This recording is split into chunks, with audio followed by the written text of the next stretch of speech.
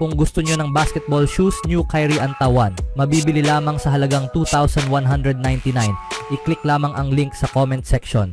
Binibigyan ng Germany ng matinding pagsubok ang Team USA noong Lunes sa kanilang exhibition game bago ang nalalapit na Olympic Games sa Paris. Ngunit ang superstar ng Los Angeles Lakers na si LeBron James ay walang balak na hayaang matalo ang pambansang team sa kanilang huling tune-up game. Ang 20-time All-Star ang naging bida ng laro noong Lunes nang mag-score siya ng 11 sa kanyang kabuang 20 points sa huling bahagi ng laro upang itaas ang Team USA sa isang 92-88 tagumpay laban sa determinadong team ng Germany. Balita sa Team USA, agarang reaksyon ni LeBron James sa panalo laban sa Germany. Habang papunta siya sa locker room agad pagkatapos ng final buzzer, halatang excited si LeBron sa panalo. Mahal ko ang kompetisyon, kanyang sinabi. Nagbigay din siya ng payo para sa kanyang team, isang payo na tila para rin sa kanyang sarili. Samantalahin ang pagkakataon sa kasalukuyan, sabi ni James. Manatili sa kasalukuyan, iyan lang ang mahalaga, manatili sa kasalukuyan. I love it, competition.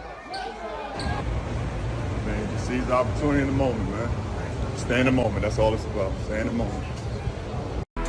Malinaw na hindi na bata si James at ito na ang kanyang huling pagkakataon sa Olympics.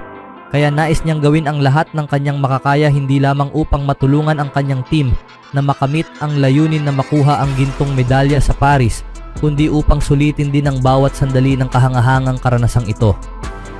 Hindi na kailangan pang sabihin na mas masaya ito kapag sila ay nananalo na siyang kaso para kay LeBron at mga kasama sa kanilang 5 tune-up games.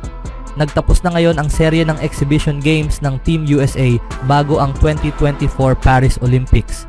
Si LeBron James ay nagpapakita ng kanyang husay sa mga crucial na sandali habang sina Joel Embiid at Stephen Curry ay nagbibigay ng malaking suporta.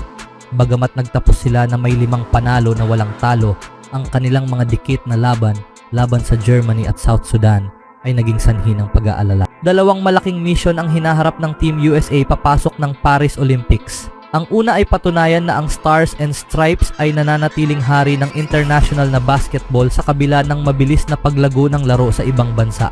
Ang isa pa ay maging isang maganda at makabuluhang farewell tour para sa mga tulad ni Kevin Durant, LeBron James at Stephen Curry na maaaring huling beses na magsusuot ng mga kulay ng bansa sa kanilang mga professional na karera. Parehong makakamit ito, ngunit ang kanilang pagkakabangga sa FIBA World Champions Germany ay nagpakita na marami pa silang kailangang pagbutihin.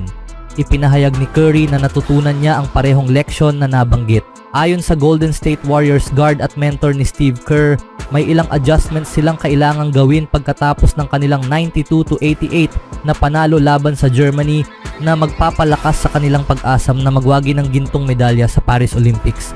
Ayon sa NBA, natutunan ko na matatalo tayo kung hindi natin isasagawa ng maayos ang mga detalye ng plano. Ano ang kailangang gawin ng mga team upang talunin tayo na nasa bawat possession, pag-aalaga ng bola, masyadong maraming foul, at walang kinalaman ito sa ating opensa, kanyang sinabi.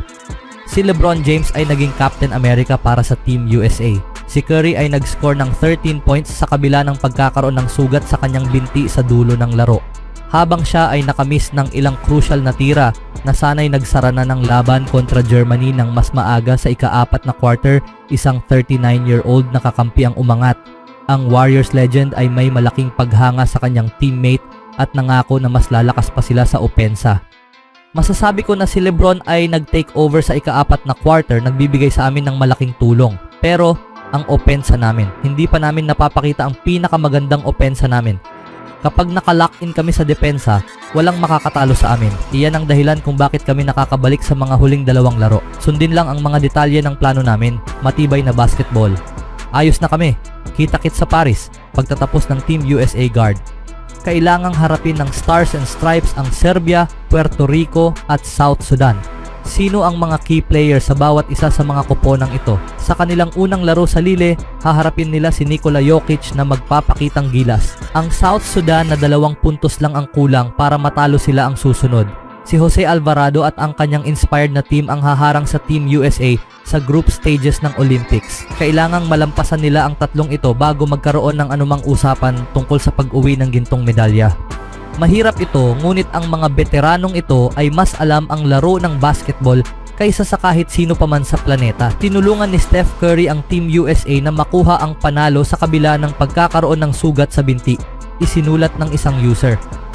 Ang ilang mga tagahanga ng Warriors at Team USA ay namangha pa sa kung paano kinaya ni Curry ang ganitong uri ng pinsala para sa Stars and Stripes. Tingnan mo ang binti ni Stephen Curry, man. Ginagawa nila ang lahat ng makakaya para pigilan ang taong ito.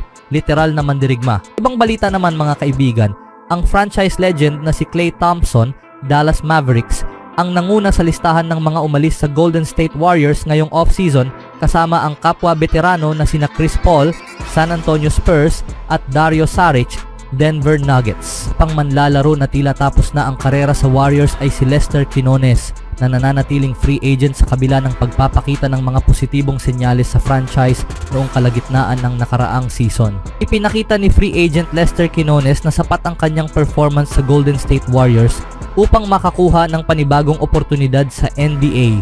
Mayroon ng 14 na kontratadong players at ang kanilang tatlong allotted na two-way players ang Golden State na nangangahulugang walang puwang para kay Quinones na lumabas sa 41 kabuang laro para sa franchise sa nakalipas na 2 season. Ang pinakamahusay na panahon ni Quinones ay mula huling bahagi ng Enero hanggang unang bahagi ng Marso ngayong taon, kung saan siya ay lumabas sa 20 na sunod-sunod na games, kabilang ang 14 na games kung saan siya ay naglaro ng higit sa 10 minutes. Ang kanyang malakas na laro ay nagbigay din sa kanya ng isang standard contract sa Warriors matapos nilang i-trade ang veteranong point guard na si Corey Joseph sa mid-season deadline. Ang dating produkto ng Memphis ay nag-average ng 4.4 points, 1.9 rebounds at 1.0 assist sa 37 games noong nakaraang season na may shooting percentage na 36.4% mula sa 3-point range sa 2.4 attempts kada laro. Si Quinones ay dating nanalo ng G League's Most Improved Player Award kasama ang Santa Cruz noong 2023.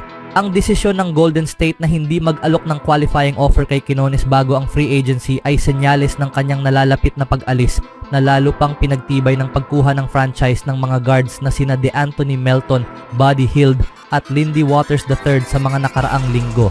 Nakakapagtaka pa rin na walang ibang team na nagbigay kay Quinones ng p'gkakataon na ipinakita ang sapat na kakayahan sa Warriors upang makuha ang isa pang pagkakataon sa NBA. Dahil siya ay 2 taon pa lamang sa kanyang career, ang 6'4" guard ay nananatiling karapat-dapat para sa isang two-way contract sa kabila ng pagtatapos ng season sa pangunahing roster. Ang Philadelphia 76ers ay nagpakita ng interest kay Quinones sa simula ng free agency ayon kay Michael Scotto ng Hoops Hype. Ngunit maliban dito, kakaunti ang pahiwatig kung saan maaaring mapunta ang kanyang career sa susunod na season at sa hinaharap. Ano ang masasabi niyo mga kaibigan? Always do it on my own, so I gotta get through it. And the only thing I know is to love what I'm doing. Never give up, never slow, till I finally prove it. Never listen to the no's, I just wanna keep moving. Keep my head up when I act, head up, that's a fact. Never looking back, I'ma keep myself on track.